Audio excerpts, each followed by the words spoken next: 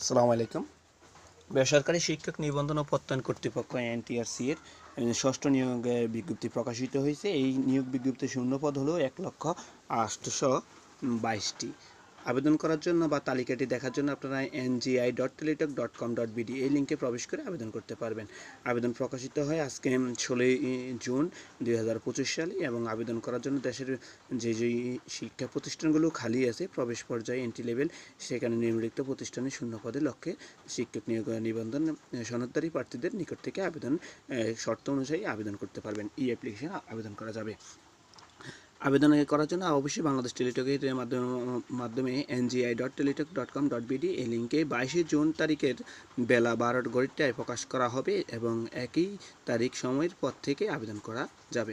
আগামী 22 জুন থেকে আবেদন করতে পারবেন এবং এই আবেদন চলবে আপনাদের আগামী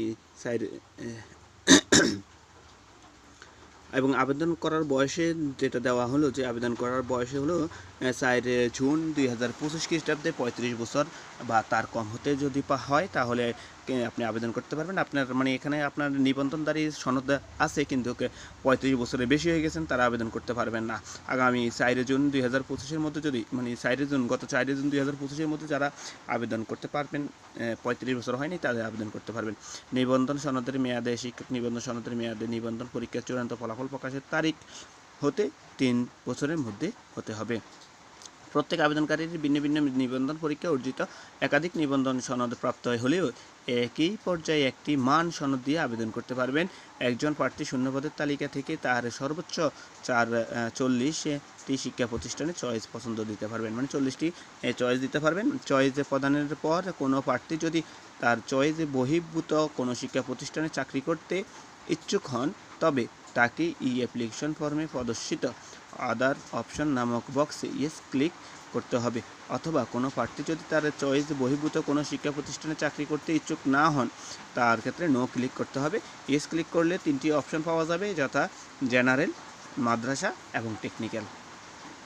প্রার্থীর আবেদনের চয়েসের পর